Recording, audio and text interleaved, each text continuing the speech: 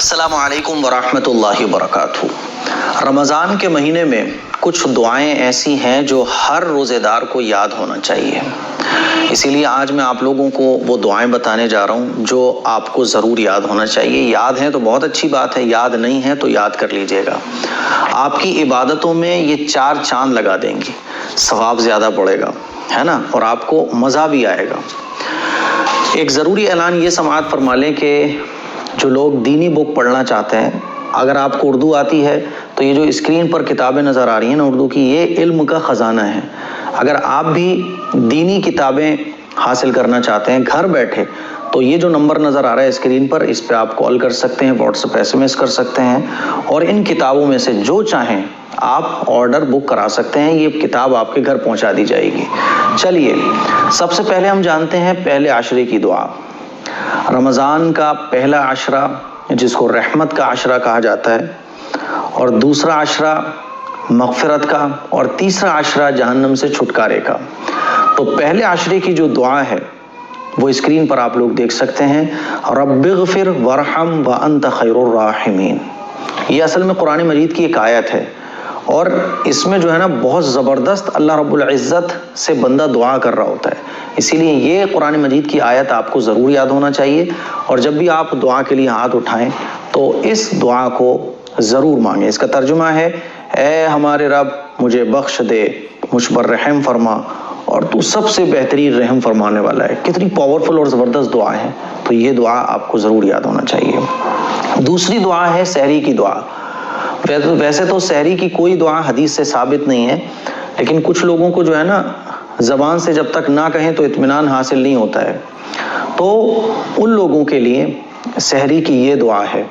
ویسے تو اصل دل کے ارادے کا نام ہے، مان لیجیے آپ سحری کر رہے ہیں تو کیوں کر رہے ہیں؟ کیونکہ آپ روزہ رکھنا چاہتے ہیں، تو نیت جو ہے وہ اصل تو دل کے ارادے کو کہا جاتا ہے، زبان سے کہنا کوئی ضروری نہیں ہے، لیکن کچھ لوگوں کو تسلی نہیں حاصل ہوتی ہے، اطمینان نہیں حاصل ہوتا ہے، تو ان کے لیے پھر یہ دعا ہے کہ وہ سحری کرنے کے بعد اس دعا کو پڑھ لیں تاکہ ان کے دل کو تسلی ہو جائے کہ ہاں بھائی ہم نے روزے کی نیت کر لی۔ وہ دعا کون سی ہے اسکرین پر آپ لوگ دیکھ سکتے ہیں، نویت ان اصوم شہر رمضان من الفجر الى المغرب خالصا للہ تعالی۔ اس کے علاوہ ایک دعا اور بھی ہے جو بہت زیادہ مشہور ہے، وبصوم غد نویت من شہر رمضان۔ تو ان دونوں میں سے جو چاہیں وہ آپ پڑھ سکتے ہیں۔ اگلی دعا ہے افطاری کے وقت کی دعا۔ جب ہم افطار کرنے بیٹھتے ہیں تو جیسے ہی افطار کا ٹائم شروع ہوتا ہے تو ہمیں کون سی دعا پڑھ کر افطار شروع کرنا چاہیے؟ تو وہ دعا آپ لوگ اسکرین پر دیکھ سکتے ہیں، اللہم لک صمت وعلی رزقک افطرت۔ اس دعا کا ترجمہ ہے، اے اللہ میں نے تیرے لیے روزہ رکھا اور تیرے ہی عطا کردہ رزق سے افطار کیا۔ ایک دعا اور بھی ہے، اس میں کچھ الفاظ بڑے ہوئے ہیں، اللہم انی لک صمت وبک آمنت وعلیک توکلت وعلی رزقک افطرت۔ تو دونوں دعاؤں میں سے جو چاہیں وہ آپ پڑھ سکتے ہیں۔ افطاری کے بعد کی بھی ایک دعا ہے جو ہر روزے دار کو یاد ہونا چاہیے۔ رسول اللہ صلی اللہ علیہ وسلم اس دعا کو پڑھا کرتے تھے۔ مان لیجیے آپ افطاری سے افطار کر چکے، فارغ ہو گئے، ایک دم فنش کر لیا آپ نے افطار اپنا، اب یہ دعا پڑھیں، ذہب الظمأ وابتلت العروق وثبت الاجر انشاء اللہ۔ اس دعا کا ترجمہ ہے، پیاس چلی گئی اور رگیں تر ہو گئیں، اور اگر اللہ نے چاہا تو اجر ثابت ہو گیا۔ بات سمجھ آ رہی ہے؟ اب کسی کے ہم کبھی کبھی کیا ہوتا ہے، روزہ افطار کرنے کے لیے جاتے ہیں، کسی دوست نے ہماری دعوت کی، کسی کے ہم افطار کرنے گئے، تو کسی کے یہاں اگر ہم افطار کریں کسی دوسرے کے یہاں تو ہمیں روزہ افطار کروانے والے کے لیے یہ دعا پڑھنا چاہیے۔ وہ دعا کون سی ہے اسکرین پر آپ لوگ دیکھ سکتے ہیں، افطر عندکم الصائمون واکل طعامکم الابرار وصلت علیکم الملائکہ۔ اس دعا کا ترجمہ ہے، تمہارے پاس روزے دار افطار کیا کریں، نیک لوگ تمہارا کھانا کھائیں، اور فرشتے تمہارے لیے دعائیں کریں۔ کتنی زبردست دعا ہے، یہ بہت زبردست تحفہ بھی ہے اس کے لیے جس کے ہاں افطار کر رہے ہیں، تو یہ دعا آپ کو ضرور یاد ہونا چاہیے۔ اسی طرح سے دوسرے عشرے کی دعا ہے۔ دوسرا عشرہ یعنی اگلے 10 دن، یہ 10 دن گزرنے کے بعد اگلے جو 10 دن آئیں گے رمضان کے، اس کو کہا جاتا ہے دوسرا عشرہ۔ اس کی بھی ایک دعا ہے، اس میں ہمیں استغفار کی خوب کثرت کرنا چاہیے. استغفار یعنی استغفر اللہ ربی من کل ذنب واتوب الیہ.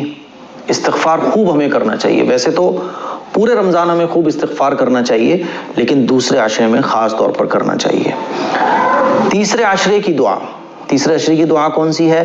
اللہم انک عفو تحب العفو فاعف عنی یا کریم، یا فاعف عنا، فاعف عنی، سب صحیح ہے.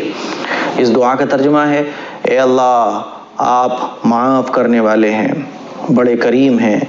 اے اللہ آپ معافی کو پسند فرماتے ہیں، تو اللہ آپ مجھے معاف فرما دیجیے. کتنی زبردست دعا ہے، یہ آپ کو ضرور یاد ہونا چاہیے. ویسے تو یہ ساری دعائیں آپ جیسے پہلے دوسرے تیسرے عشرے کی جو دعائیں ہیں آپ اس کو خوب پڑھ سکتے ہیں، ہے نا.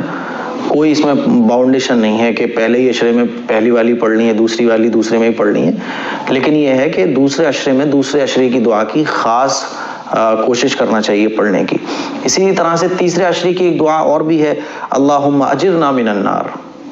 اس دعا کا ترجمہ ہے اے ہمارے رب ہمیں جہنم کی آگ سے محفوظ فرما.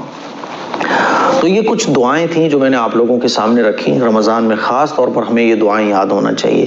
اسی طرح سے درود شریف کی کثرت اور صبح شام کی دعائیں بھی ہم خوب اہتمام سے پڑھیں.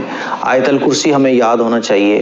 ہر نماز کے بعد ہم آیت الکرسی پڑھیں، اور رات کو سونے سے پہلے سورہ ملک پڑھ کر سوئیں، ہے نا. مغرب کی نماز کے بعد سونے سے پہلے سورہ واقعہ کی تلاوت کریں. فجر کی نماز کے بعد سورہ یاسین کی تلاوت کریں. تو یہ بہت سارے اعمال ہیں جو ہم عام دنوں میں نہیں کر سکتے، لیکن رمضان کے مہینے میں بڑے آسانی سے ہم لوگ کر سکتے ہیں. تو مجھے امید ہے یہ ویڈیو آپ لوگوں کو پسند آئی ہوگی. اس کو شیئر کریں، دوسروں تک پہنچائیں. السلام علیکم ورحمۃ اللہ وبرکاتہ.